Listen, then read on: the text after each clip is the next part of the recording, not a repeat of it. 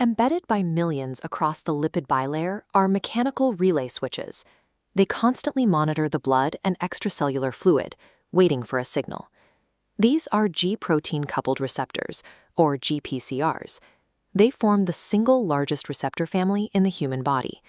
They dictate cardiovascular tone, autonomic nervous system reflexes, endocrine signaling, sensory perception, and the entire inflammatory response. This sheer scale presents a existential paradox.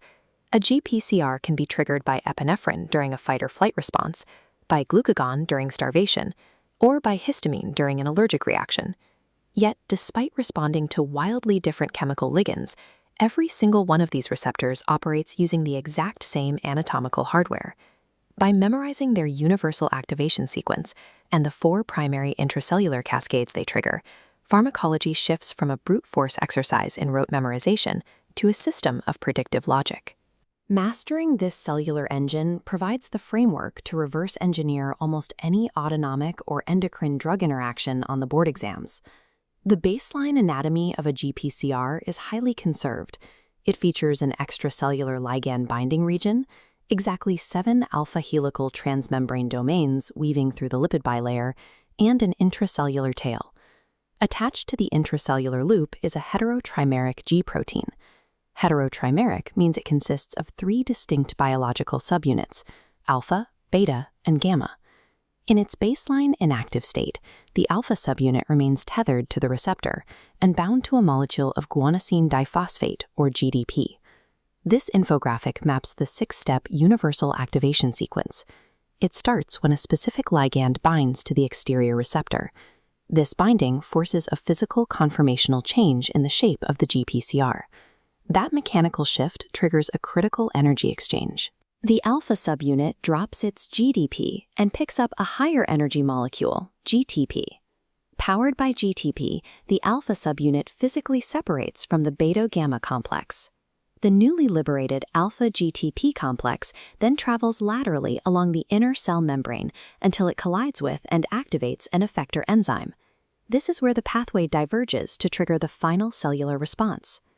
The exact sequence of events inside the cell is entirely dictated by one variable, the specific identity of the alpha subunit that was just released. The first major pathway is driven by the GS subunit. The S stands for stimulatory. This is the cellular accelerator, designed to drive energy and signal transduction up. This flowchart maps the specific biochemical cascade. The GS alpha subunit binds to an enzyme called adenylyl cyclase. Adenylyl cyclase then rapidly converts ATP into cyclic AMP. This spikes intracellular CAMP levels, which activates protein kinase A, or PKA, initiating a massive cascade of cellular phosphorylation. Apply this to the heart via the sympathetic beta-1 receptor. Epinephrine triggers GS, CAMP spikes, and PKA phosphorylates L-type calcium channels. The channels open, calcium floods the cell, and the SA node fires faster while myocardial contractility increases. Apply the exact same cascade to the lungs via the beta-2 receptor. Here, PKA phosphorylation leads to the relaxation of bronchial smooth muscle, resulting in airway bronchodilation. Counteracting this accelerator is the GI pathway. The I stands for inhibitory. This is the cellular brake. In this sequence, the GI alpha subunit directly binds to and inhibits adenylyl cyclase. This crashes CAMP levels and suppresses PKA.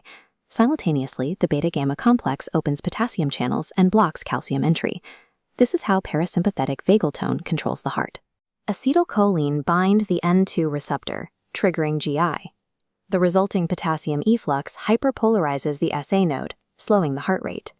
In the central nervous system, presynaptic alpha-2 receptors utilize this same GI pathway to create a negative feedback loop, shutting down the further release of norepinephrine. Together, GS and GI function as a perfect binary system, constantly competing to adjust cellular energy output based on systemic demand. The third pathway is governed by the GQ subunit. If GS and GI manage energy, GQ is the mechanical workhorse, driving smooth muscle contraction and glandular secretion. Here, the alpha subunit activates a different membrane enzyme, phospholipase C, or PLC. PLC acts like molecular scissors, cleaving a membrane lipid called PIP2 into 2 distinct active molecules, IP3, and DAG. This initiates a dual-pronged response. DAG remains in the membrane to activate protein kinase C. Meanwhile, IP3 diffuses through the cytosol to bind receptors on the membrane of the sarcoplasmic reticulum. This binding triggers the rapid, explosive efflux of stored intracellular calcium, flooding the surrounding biological architecture with a crucial signaling ion. When this pathway is triggered by norepinephrine at the alpha-1 receptor, the calcium spike binds to calmodulin, activating myosin light chain kinase.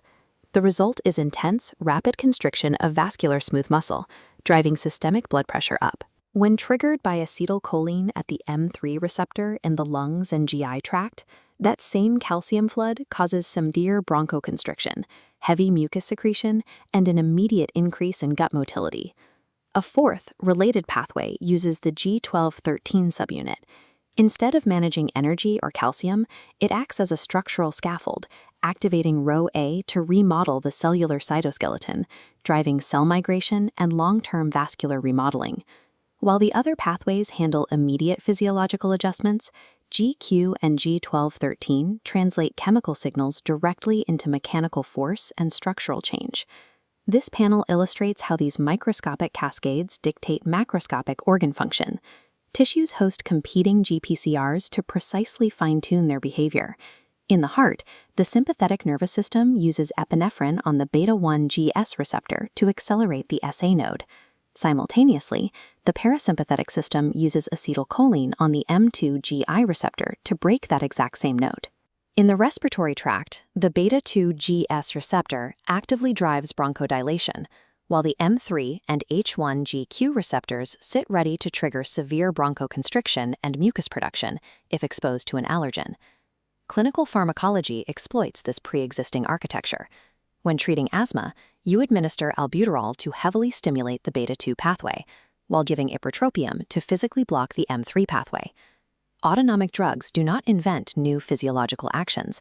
They simply add synthetic weight to one side of a natural GPCR tug-of-war.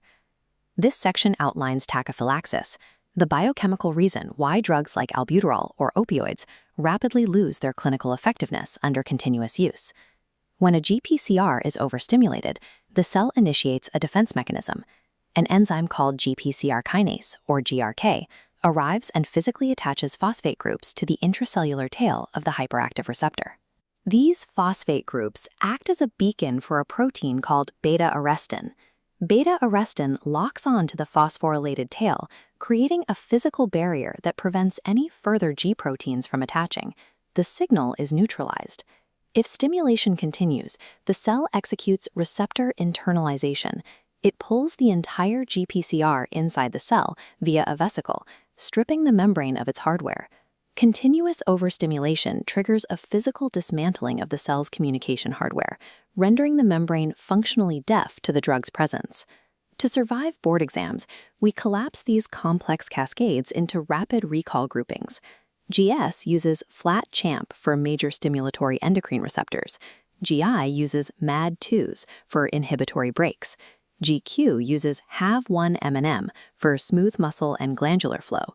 The ultimate framework reduces to this: GS equals speed and stimulation, GI equals inhibit and brake, GQ equals squeeze and glands. Clinical pharmacology rarely asks you to memorize thousands of independent drug mechanisms. It asks you to recognize which of these three core biochemical levers a drug is pulling. Beneath the vast complexity of human physiology and the endless list of pharmacological agents, there is a strict, predictable engine running the machine. Know the engine, and you know the system.